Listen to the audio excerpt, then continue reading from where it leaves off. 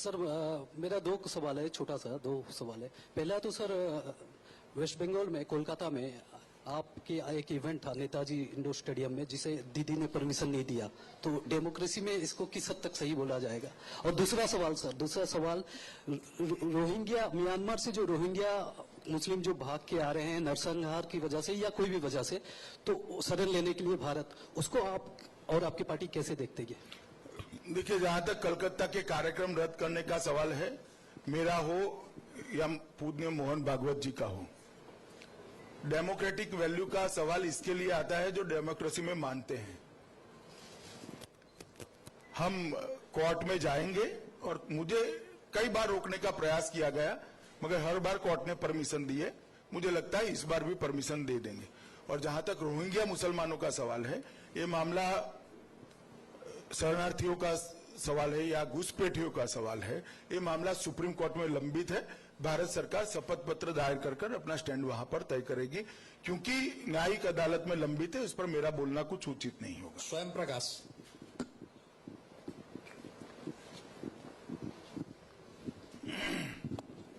Sir मेरा 3 सवाल है आपसे। आपने 120 प्लस की सीट, एक रखो ना भाई, जैसे 3 जरूरी है सर। सर 120 प्लस की जो सीट की बात आप कर रहे हैं, उसकी सेनापति कौन होंगे? आप युवा नेतृत्व बोल रहे हैं, धर्मेंद्र प्रधान जी यहाँ पे चेहरा बन रहे हैं आपके, ये पहला सवाल है। दूसरी सवाल है, अगर यहाँ पे कांग्रेस स्ट्रेंथन हो रही है तो भारतीय जनता पार्टी की जो वोट परसेंटेज है वो अगर घट जाएगी तो आप फिर से 3 नंबर पे चले आएंगे, ऐसी एक संभावना अभी यहाँ पे चल रहा है उड़ीसा में। और मेरा तीसरी सवाल है, जब यहाँ पे नेशनल एग्जीक्यूटिव हुआ था उसके बाद इंडिया टुडे में एक रिपोर्ट आया था, उसमें यह बताया गया था कि सोमनाथ धाम, उसके बाद काशी विश्वनाथ धाम के बाद प्रधानमंत्री नरेंद्र मोदी जगन्नाथ धाम से प्रार्थी हो सकते हैं लोकसभा चुनाव में। ऐसी कोई संभावना पार्टी में चल रही है क्या? क्या करते हैं जगन्नाथ धाम में? जगन्नाथ धाम से लोकसभा के लिए वो कंटेस्ट करेंगे।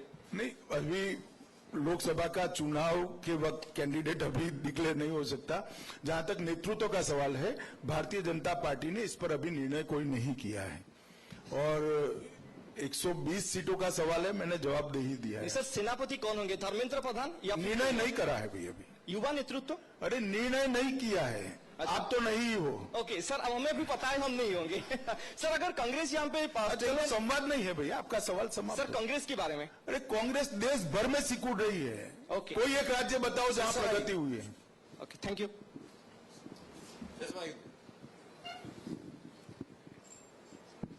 सर नोटबंदी के बाद जो स्थिति उभरी है और जीएसटी लगाने के बाद अब भारत का जो जीडीपी है 5.7 आ गया है, चाइना से भी खिसक गया। लेकिन आप बता रहे थे कि नहीं, हम लोग पिछले कुछ क्वार्टर में चाइना से भी ग्रोथ हमारा अधिक था, लेकिन जीएसटी जिस उद्देश्य से लगाया गया और नोटबंदी जिस हिसाब से किया गया, उसका इम्पैक्ट हम नेगेटिव देख रहे हैं।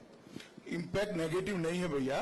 कोई भी, एक तो नोटबंदी के इस जीडीपी के कम आंकड़े से लेन देन है, क्योंकि नोटबंदी को काफी समय हो चुका है।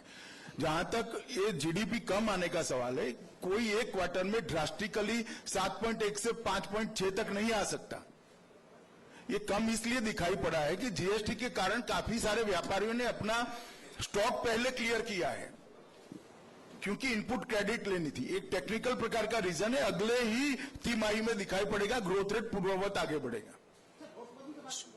नोटबंदी के बाद तो कितने क्वार्टर चले गए भैया, बहुत सारे क्वार्टर चले गए।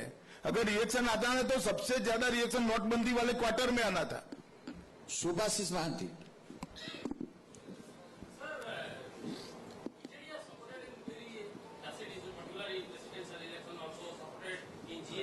Suddenly, why has become you so annoyed with Navin Patnaik? What is the reason exactly?